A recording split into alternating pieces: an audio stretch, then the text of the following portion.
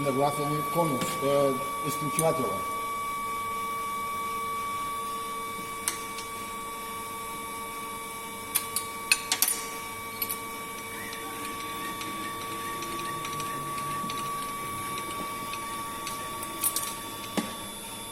Другия.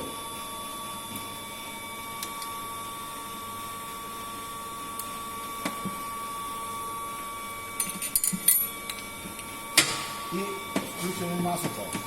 Движение на масата. Включването става с онзи ключ и тук за скипване на задвижване на виригата. Регулация на хода на масата от тук и от тук. Това е бързината на движението на масата. Тя е електродвигател реверсивен.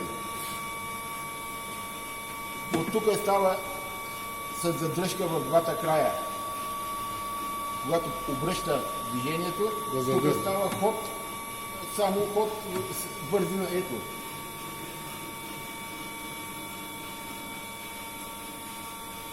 И забавяне.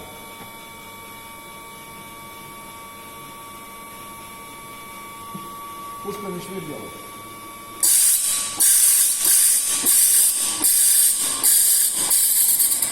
Малко се пуска на тласъци, защото е голям, той е нов и да запазим все пак лагерите. Римата и римата. И римата.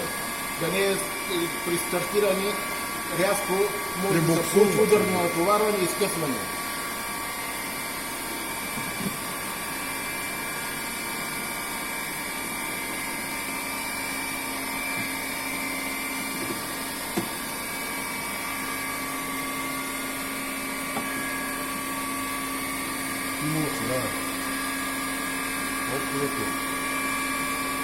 Следващия ход е пускане на охлаждането.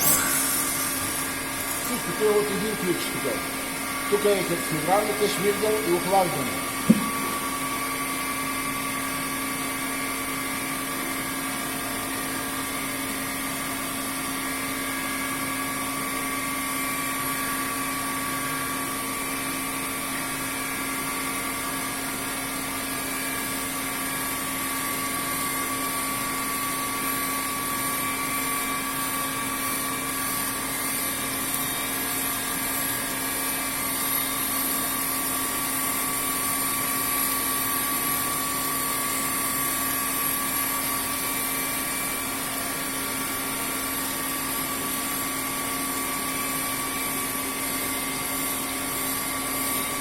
Може малко да усилим хода.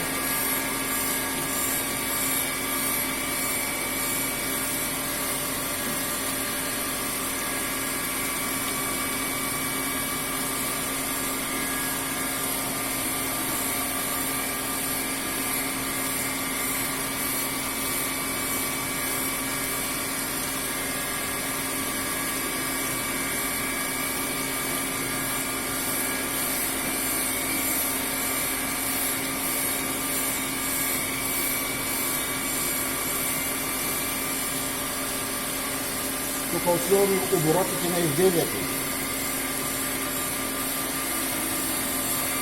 А тук е само за пускане в разработен ход, спиране и инцидентно пускане, когато сме на място. Можем само да завъртим.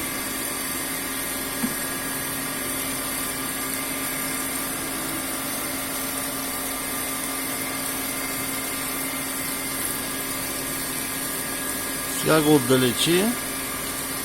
Отдалечаваме от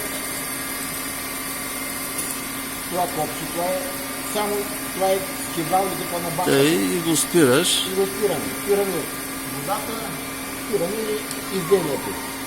С изключване от тук или с натискане на дръжката може да спре масата. Но фактически тя не изключва двигателя. Двигателя се изключва от тук. Сега вече със сигурност можем да работим ръчно. Предвидено.